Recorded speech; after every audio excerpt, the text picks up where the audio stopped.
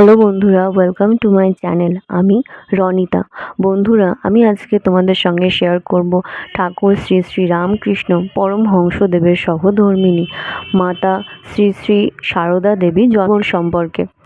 তো আমি ভিডিও শুরু করার আগে তোমাদের কাছে একটা জিনিস শেয়ার করতে চাই যে আজকে আমাদের power of inspiration family 400 subscribers complete হয়ে 500-র দিকে এগোচ্ছে। তো এটা শুধুমাত্র তোমাদের দ্বারাই সম্ভব হয়েছে। আর তোমাদের কাছে আমি রিকোয়েস্ট করব যে তোমরা পাওয়ার অফ ইন্সপিরেশন আরও বেশি বেশি করে দেখো, বেশি বেশি করে লাইক করো, শেয়ার করো, কমেন্ট করো, যাতে আমাদের এই 400 সাবস্ক্রাইবার্স ধীরে ধীরে 4,000, 4 লক্ষ, 4 কোটিতে এগোই। কারণ এটা শুধুমাত্র তোমাদের দ্বারাই সম্ভব হয়েছে। আর আমি তোমাদের প্রত্যেকের কাছে ধন্যবাদ জানাচ্ছি আমাকে এতটা সাপোর্ট করার জন্য। কারণ আমি যখন আমার চ্যানেল খুলি তখন আমি সবসময় এটাই ভাবতাম যে আমি কি করব। আমি জানতাম না, আমি ভাবতেও পারিনি যে আমি এরকম ধরনের কনসেপ্ট তৈরি করব, তোমাদের কাছে নিয়ে আসবো। আর এগুলো সম্ভব হয়েছে শুধুমাত্র তোমাদের ভালোবাসার দ্বারাই। তো আজকে এখানে যেটুকুই হয়েছে শুধুমাত্র তোমাদের আশীর্বাদ, তোমাদের ভালোবাসার দ্বারাই সম্ভব হয়েছে। তো আমি আরও তোমাদের কাছে এটাই বলবো যে প্লিজ প্লিজ প্লিজ তোমরা আরও বেশি বেশি করে পাওয়ার অফ ইন্সপিরেশন দেখো, তোমরা আরও সাপোর্ট করো আমাকে, যাতে আমি তোমাদের কাছে এইরকম ধরনের নতুন নতুন কনসেপ্টের ভিডিও নিয়ে আসি। তো চলো দেরি না করে ভিডিও শুরু করে ফেলি। আমরা প্রত্যেকেই জানি যে মাতা সারদা দেবী ঠাকুর শ্রী শ্রী রামকৃষ্ণ পরমহংসদেবের সহধর্মিণী ছিলেন। মাতা সারদা দেবীর জন্ম হয়েছিল 22শে ডিসেম্বর 1853 সালে। আর তিনি মৃত্যুবরণ করেন 20শে জুলাই 1920-তে।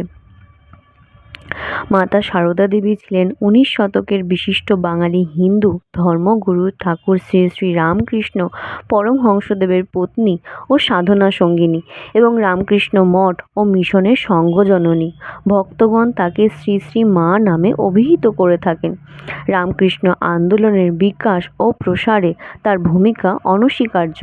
জয়রামবাটি গ্রামে মাতা সারদা দেবীর জন্ম হয়েছিল। বিবাহের আগে তার নাম ছিল সারদামণি মুখোপাধ্যায়। মাত্র 5 বছর বয়সে শ্রীরামকৃষ্ণের সঙ্গে তার বিবাহ হয়। তবে কৈশোরের উপান্তে উপনীত হওয়ার আগেই তিনি স্বামীর সঙ্গে মিলিত হওয়ার সুযোগ পাননি। তার জীবনীকারদের মতে গৃহস্থ ও সন্ন্যাস জীবনের আদর্শ স্থাপন করার জন্যই তারা উভয় অবিচ্ছিন্ন ব্রহ্মচর্যের অনুশীলন করে জীবনযাপন করতেন। শ্রীরামকৃষ্ণের মৃত্যুর পর অবশিষ্ট জীবন সারদা দেবী অতিবাহিত করেন জয়রামবাটি ও কলকাতার উদ্বোধন ভবনে। তার সমগ্র জীবন ছিল স্বামী, ভ্রাতা ও ভাতৃ পরিবারবর্গ এবং তার আধ্যাত্মিক সন্তানদের প্রতি সেবা ও আত্মত্যাগে উৎসর্গিত। শ্রীরামকৃষ্ণের শিষ্যগণ তাকে আপন জননীর আসনে বসাতেন। গুরুর প্রয়াণের পর উপদেশ ও উৎসাহ লাভের আশায় ছুটে আসতেন তার কাছে। সামান্য গ্রাম্য নারী জীবন অতিবাহিত করলেও তিনি তার জীবৎকালীন এবং পরবর্তীকালে ভক্তদের নিকট মহাশক্তির অবতার রূপে পূজিত হন। তো আজকের ভিডিওতে এই পর্যন্ত।